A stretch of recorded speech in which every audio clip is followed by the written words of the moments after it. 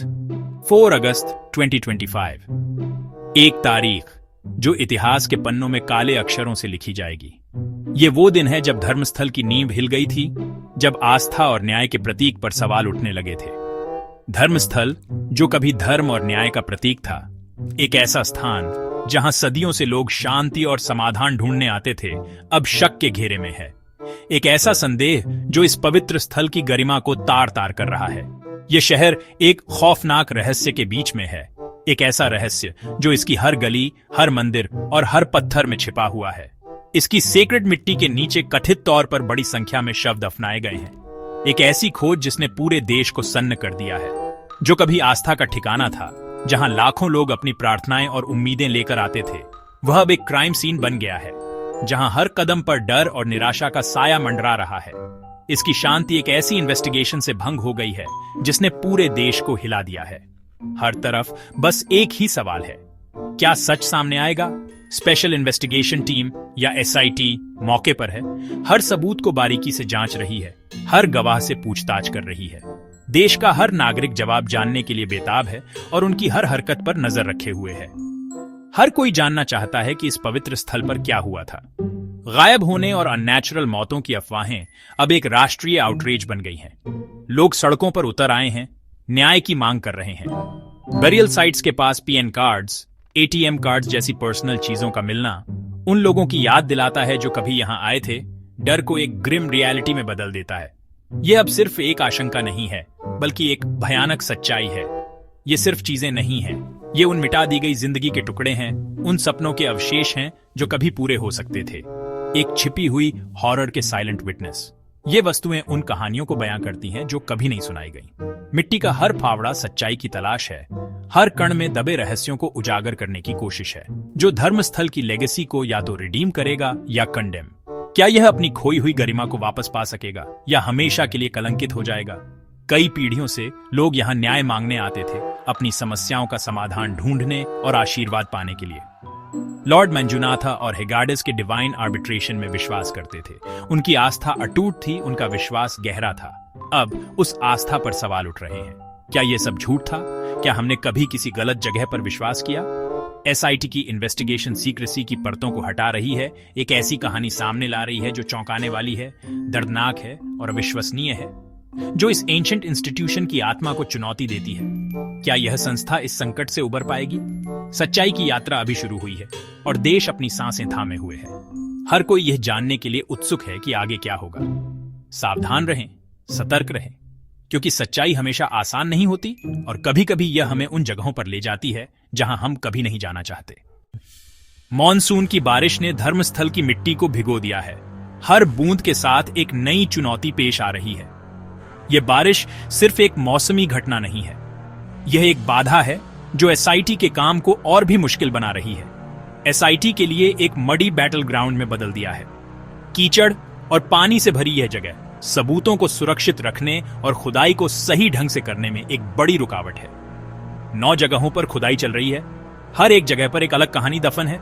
ये साइट्स सिर्फ जमीन के टुकड़े नहीं हैं, ये अतीत के पन्ने हैं जिन्हें एसआईटी खोल रही है। हर जगह सीक्रेट्स का एक संभावित ग्रेवयार्ड है। हर परत के नीचे एक नया रहस्य छिपा हो सकता है जो इस इन्वेस्टिगेशन को और भी जटिल बना देगा। काम धीरे चल रहा है क्योंकि हर एक कण को ध्यान से देखना जरूरी है। जल्दबाजी में कोई भी महत्वपूर्ण सबूत छूट सकता है, जिससे पूरी इन्वेस्टिगेशन खतरे में पड़ सकती है। मौसम और इतिहास के बोझ के कारण इसमें रुकावट आ रही है। बारिश और कीचड़ के अलावा एसआईटी पर उन घटनाओं का भी दबाव है जो यहां पहले हो चुकी है। पहले टीम को सिर्फ मिट्टी और पत्थर मिले, हर दिन निराशा हाथ लग रही थी, लेकिन उन्होंने उम्मीद नहीं छोड़ी। फिर साइट 6 पर एक उम्मीद की किरण दिखाई दी। हॉरर असली हो गया। एक भयानक खोज ने सबको हिलाकर रख दिया। कंकाल के अवशेष जो किसी भयानक घटना का सबूत थे, एक फटा हुआ वॉलेट, शायद किसी विक्टिम की पहचान का जरिया, मिट्टी से सना हुआ एटीएम कार्ड। ये छोटी छोटी चीजें एक बड़ी कहानी की ओर इशारा कर रही थी। इन डिस्कवरीज ने इन्वेस्टिगेशन को नाम, चेहरे और एक चिलिंग सेंस ऑफ अर्जेंसी दी। अब यह सिर्फ एक केस नहीं था, यह उन लोगों की तलाश थी जो लापता हो गए थे। एसआईटी अब समय, बारिश और शांति के खिलाफ दौड़ रही है। हर पल कीमती है। मृतकों की आइडेंटिटीज को जोड़ रही है। हर सबूत को बारीकी से जांचा जा रहा है। ताकि किसी भी विक्टिम को पहचाना जा सके। हर आर्टिफैक्ट एक ब्रेड क्रम्ब है जो एक जटिल पजल का हिस्सा है, जो इन्वेस्टिगेटर्स को डर और कंप्लिसिटी की एक भूल भुलैया में और भी अंदर ले जा रहा है। हर कदम के साथ वे सच्चाई के करीब पहुंच रहे हैं, लेकिन खतरा भी बढ़ रहा है। टेरेन मुश्किल है, एविडेंस नाजुक है और विटनेस कम है। ऐसे में एसआईटी को हर कदम सावधानी से उठाना होगा। साइट 6 से मिली हड्डियां सिर्फ शुरुआत हैं, एक भयानक सच की शुरुआत। और भी विक्टिम और भी सीक्रेट्स हो सकते हैं। ये इन्वेस्टिगेशन अभी बहुत आगे तक जाने वाली है। एसआईटी का काम अभी खत्म नहीं हुआ है। उन्हें सच्चाई को उजागर करने के लिए और भी मेहनत करनी होगी। सच्चाई की तलाश अभी शुरू हुई है। यह एक लंबी और कठिन यात्रा होने वाली है, लेकिन एसआईटी हार नहीं मानने वाली। हर दिन आस्था और डर के बीच की रेखा पतली होती जा रही है। इस धर्मस्थल के नीचे दफन सीक्रेट्स लोगों की आस्था को हिला सकते हैं। धर्मस्थल की मिट्टी शायद किसी केक्सियांग सियांग से ज्यादा कुछ और भी उजागर कर सकती है। ये मिट्टी उन कहानियों को बयां कर सकती है जो आज तक अनसुनी है। अंधेरे में एक अकेली आवाज उभरती है, एक फुसफुसाहट जो अब एक दहाड़ बनने की धमकी दे रही है। जयंत टी, एक पूर्व इनसाइडर, आगे आता है, सालों से दबी सच्चाई को उजागर करने के लिए तैयार है। वह एक ऐसा व्यक्ति है जिसने सिस्टम के अंदर काम किया है और अब वह इसके खिलाफ बोलने का फैसला कर रहा है। उसकी गवाही एक्सप्लोसिव है, एक ऐसा धमाका जो सत्ता के गलियारों को हिला देगा। वह कई सालों से हो रही अननेचुरल मौतों का आरोप लगाता है, मौतों की एक श्रृंखला जो पहले संयोग या दुर्भाग्य के रूप में खारिज कर दी गई थी, जिन्हें सीक्रेट्स को दबाने के लिए बनाई गई एक मशीनरी द्वारा व्यवस्थित रूप से छिपाया गया था। एक ऐसी मशीनरी जो सच को दफनाने के लिए कुछ भी करने को तैयार है। वह दावा करता है कि शवों को अनमार्क्ड ग्रेव्स में चुपचाप ठिकाने लगाया गया था, गुमनाम कब्रें जहां पीड़ितों की कहानियां हमेशा के लिए दफन हो जाने वाली थीं, जिनमें से कुछ अब एसआईटी द्वारा खोदे जा रहे हैं। हर फावड़ा सच की एक नई परत को उजागर करने की उम्मीद में जमीन में धंस रहा है। जयंत का अकाउंट इन्वेस्टिगेटर्स के लिए मोटिव, मेथड और एक रोड मैप प्रदान करता है, एक ऐसा मार्ग जो उन्हें सच्चाई तक ले जा सकता है, चाहे वह कितनी भी खतरनाक क्यों ना हो। उसकी हिम्मत ने चुप्पी तोड़ी है, एक ऐसी चुप्पी जो बहुत लंबे समय से कायम थी। एसआईटी को उसकी पहली असली ह्यूमन लीड दी है, एक ऐसा सुराग जो उन्हें पीड़ितों के करीब ला सकता है। आरोपी सब कुछ डिनाई करते हैं, अपने अपराधों को छिपाने की कोशिश करते हैं, उसकी क्रेडिबिलिटी पर हमला करते हैं, उसे बदनाम करने और उसकी गवाही को कमजोर करने की कोशिश करते हैं। लेकिन एसआईटी कोई चांस नहीं ले रही है। वे जानते हैं कि दांव कितने ऊंचे हैं। उसके दावों की रिगरसली वेरिफिकेशन की जा रही है, हर विवरण की जांच की जा रही है। जयंत के सामने आने से दूसरों को बोलने की प्रेरणा मिल सकती है, जो सच जानते हैं और डरते हैं, जिससे एक कोल्ड केस एक लिविंग इन्वेस्टिगेशन में बदल जाएगा, एक ऐसा मामला जो अब धूल नहीं फांक रहा है। पहली बार फेसलेस विक्टिम्स को एक आवाज मिली है। उनकी कहानियां अब अनसुनी नहीं रहेंगी। इन्वेस्टिगेशन में अब एक ह्यूमन फेस है। यह सिर्फ एक मामला नहीं है, ये लोगों के बारे में है और अर्जेंसी की एक नई भावना है। समय बीत रहा है और सच्चाई को सामने आना चाहिए। कई हफ्तों तक अदालत के आदेश पर लगे गैग ने धर्मस्थल मामले को चुप्पी में ढक रखा था। मंदिर प्रशासन ने तर्क दिया कि मीडिया कवरेज इन्वेस्टिगेशन को प्रेजुडिशियल करेगा और उसकी रेप्यूटेशन को नुकसान पहुंचाएगा। लेकिन 1 अगस्त 2025 को कर्नाटक हाई कोर्ट ने बैन हटा दिया, ट्रांसपेरेंसी को सबसे ऊपर बताया, प्रेस को आजादी मिली, खोदी गई हड्डियों और पर्सनल इफेक्ट्स की तस्वीरें एयरवेव्स पर भर गई। जनता जो कभी जानकारी के लिए तरस रही थी, अब जवाब मांग रही थी। मीडिया की स्क्रूटनी अधिकारियों पर दबाव बनाए रखती है। यह सुनिश्चित करती है कि इन्वेस्टिगेशन थॉरो और इम्पार्शियल रहे। लेकिन इस आजादी के साथ जिम्मेदारी भी आती है। अदालत ने पत्रकारों से तथ्यों की रिपोर्ट करने का आग्रह किया, न कि हिस्टेरिया फैलाने का। बैन का हटना सिर्फ एक लीगल विक्ट्री से कहीं ज्यादा है। यह एक रिमाइंडर है कि सच्चाई को खुले में तलाशना चाहिए। धर्मस्थल में न्याय की तलाश अब पब्लिक रिकॉर्ड का मामला है। देश देख रहा है और कहानी अब छिपी नहीं रह सकती। जैसे ही इन्वेस्टिगेशन ने गति पकड़ी, एक नया झटका लगा। स्थानीय पुलिस स्टेशन में अननेचुरल मौत के 15 साल के रिकॉर्ड्स नष्ट कर दिए गए। आधिकारिक कारण रूटीन डिस्पोजल, लेकिन टाइमिंग और स्केल डिलिबरेट कवर अप के संदेह को बढ़ाते हैं। ये फाइल्स पैटर्न्स मिसिंग पर्सन्स को जोड़ने और विटनेस के दावों की पुष्टि कर सकती थीं। उनके विनाश से इन्वेस्टिगेशन में एक ब्लैक होल बन जाता है, जिससे एसआईटी का काम एक्सपोनेंशियली कठिन हो जाता है। लीगल एक्सपर्ट्स इसे हाईली इरेगुलर कहते हैं। ऐसे रिकॉर्ड्स आमतौर पर प्रिजर्व्ड किए जाते हैं, मिटाए नहीं जाते। अब ध्यान बदल जाता है। किसने डिस्ट्रक्शन का आदेश दिया और क्यों? क्या यह एक अकेला एक्ट था या सच्चाई को दबाने का एक कोऑर्डिनेटेड एफर्ट? एसआईटी को अब उन इंस्टीट्यूशंस की इन्वेस्टिगेशन करनी होगी जो कानून को बनाए रखने के लिए थे। कंस्पिरेसी किसी किक्सियांग से भी गहरी हो सकती है।